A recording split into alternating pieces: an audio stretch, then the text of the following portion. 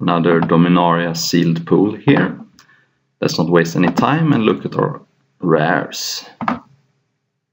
Okay, we have a very nice mythic Muldota the Gravetide. 3 and Sultai. For 6/6 during each of your turns you may play up to 1 permanent card of each permanent type from your graveyard. So that's mostly going to be creatures, but it could also be sagas and sometimes land. Of course, very nice if you have the black uncommon Memorial, because then it's kind of a loop. You cast this card, and if they kill it, you get it back with the black land, the Memorial, and you replay the black Memorial, then this card is unkillable. I'm actually going to look if I have the black Memorial right now. Yeah, I do. Wow, nice. Of course, if they have something that exiles it, it doesn't work, but still. Dreadshade, I would have to be very black to play this card. I would have to have like 10 black sources, I think. Forebear's Blade is probably going to make my deck no matter what, unless I am super defensive with a very low creature count. This card just makes every creature you have a big threat, and it also saves you mana every time they kill it, because you can equip it for free. This card is unplayable, I've already touched on that. Marvin is not great, it's playable. The main thing about this card is that it helps you cast your legendary sorcerers and triggers historic, but it mostly is just a bad land for elves. The Antiquities War I don't like unless you have like 12 artifacts or something. So the rares are not exciting apart from Muldrotha and Forebear's Blade. I have a lot of black cards and I see a foil Eviscerate. Very nice. White we have Sarah Angel, Blessed Light, Call the Cavalry, Haven Sentry. All these cards are good.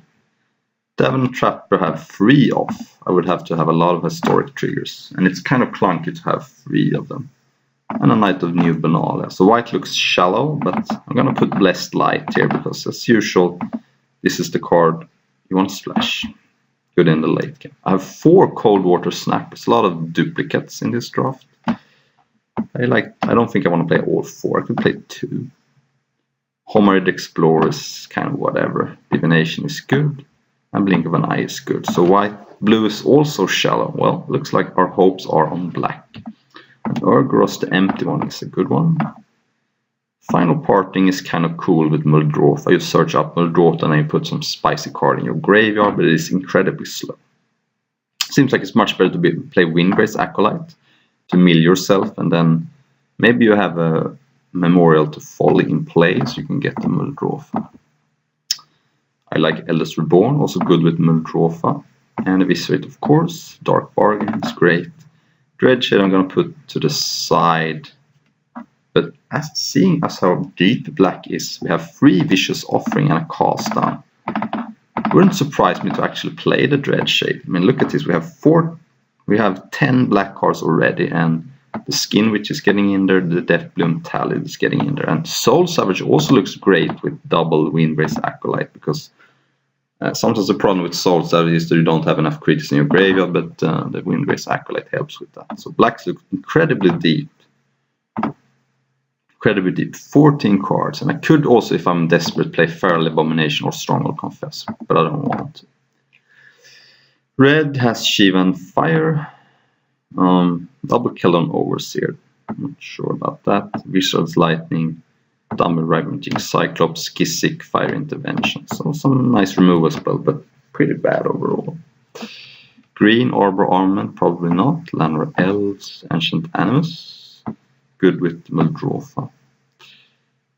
Double Gift of Gophers is playable, but not really dragging me into that color. So green looks kind of shallow too. I'm definitely gonna splash Muldrotha if I can.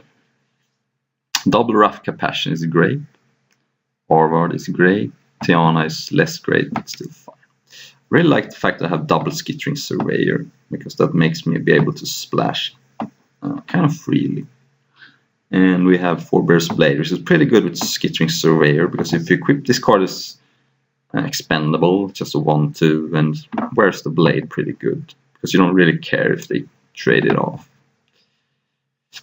Rest looks kind of bad. The Guardians doesn't really combo with anything. I mean, it combos with Skittering Surveyor, but do you really need another land at that point? Maybe. Also have Blue Memorial, which is something to keep in mind. what I think I'm gonna do is to play black base, including the Dread Shade, and then play green for Muldrofa. I don't see any reason to splash anything else, and white for Blessed Light. And then I can play one green source and one white source, and with double Skittering Surveyor, that should be fine. Also means I can play a lot of black sources. Yeah. So, how many blue sources do I want to play? And how many black sources do I want to play? So I'm going to play the Memorials, both of them, both great. And let's see here, so I'm going to play one Plains and one Forest. 10 free. I think, as I said, I want 10 black sources, but that's about enough. So 9-4 is good, because I don't think Magic Online realizes that Blink of an Eye is a double blue card. So yeah, this looks like a fine build to me. And that will be that.